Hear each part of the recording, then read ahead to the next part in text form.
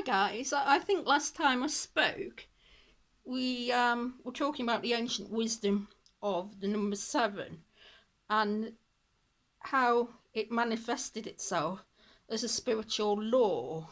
And I've been sidetracked a bit by sort of projects on dogs and astrology, so I didn't really get back to you guys, and I said I would, but I like to finish what I've started. So I started talking about the number seven, and I want to finish what I intended to say. And there's not really a lot you can say in about in approximately 8 minutes. But I'd like to talk about the inclusion of seven across many different avenues, different traditions, and over different branches of science, the environment. What many of us aren't aware of is the fact that seven is a perfect number, which means that it's a positive integer, or sum, which makes it the sum of its divisors. And also, the number seven crops up in the first basic laws of mathematics across various disciplines, and it's not just one. It seems to be a basic law in ancient civilizations, such as the Hebrew civilization, ancient Greeks, and the Mayans, and ancient Chinese philosophers. So it's not just the Near East, the Hebrew numerical laws, but other Far Eastern or even isolated places like the Mayans had a mystical grasp of perfect numbers and applications to geometry, which we don't understand currently properly. So obviously the ancient Mayans and Aztecs were isolated cultures, new worlds still awaiting to be discovered. So how can we explain this?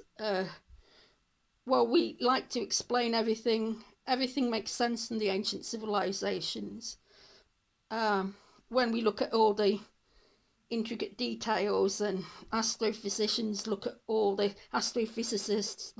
this in minute detail and agonize over things like the modern astrophysicist Brian Cox, etc. It all makes sense, but they also probably knew this because they started off with a basic numerical system and just went further in depth. But it was a lot to grasp, so they explained everything allegorically, which, okay, fair dues, that makes it all simple. And they'd got it sussed, but it could only be explained allegorically, such a difficult phenomenon to explain. So it wasn't that they didn't know, but what a lot of people don't know is everything was allegorical, done allegorically to make things understandable in all different types of ancient civilizations. For instance, we have a basis for seven being a unique number because, as I said, it's one of the perfect numbers. So a perfect, the age-old wisdom states that perfect number is a positive integer, some of its divisors, and also because some of that goes on. Some of this I'll make it clear to you. Some of the other stuff was about things I already know anyway. I've already explained in brief. But this is the age-old wisdom says that creation took place in 6 days, if you see what I'm saying. But this really is only because they wanted everything to be divided into a perfect number. And a perfect number is double that which precedes it. So 1, 2 and 4 are perfect numbers. But also 7 is the unique example of a perfect number, because it's obviously 1 and 2 and 4 equals 7. So it was jumped upon as a basic number. And as the sum multiplied to the last number is the one that makes it perfect, if you see what I'm saying. Just to try and make it easy. There it is.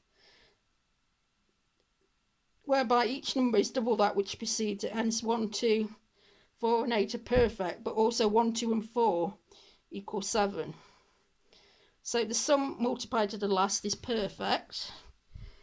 And also, before I finish, it is not just spiritually significant, and it's not just something that we've created. It's significant astronomically. So it was significant before even human beings appeared on the planet. Because the 7 seas, the 7 ancient seas, worked out to be, as Freddie Mercury sung about the ancient 7 seas of Rye, that was nothing to do with us.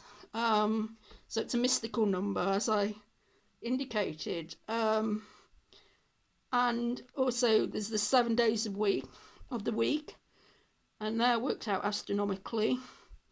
Other things we realised and developed them into mystical or spiritual traditions, such as the 7 ways to love, the 7 spiritual gifts, corporal or spiritual, 7 which include the acts of mercy.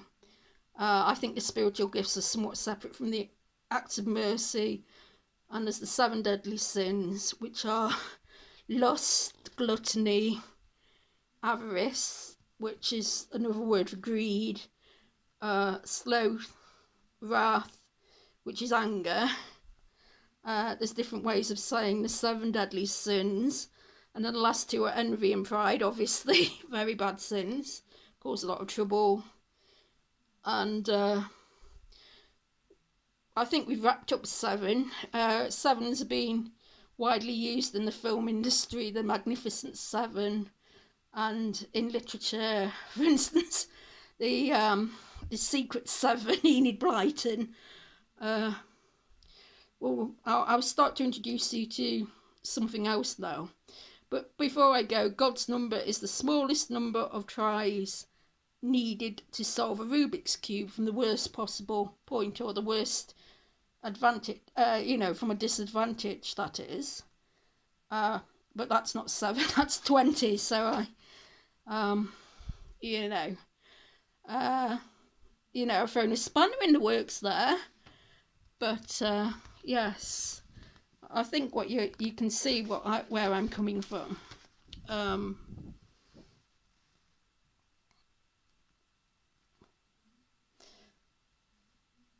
Okay, remember God's number is 20, not 7, but the rest of it all relates to the number 7.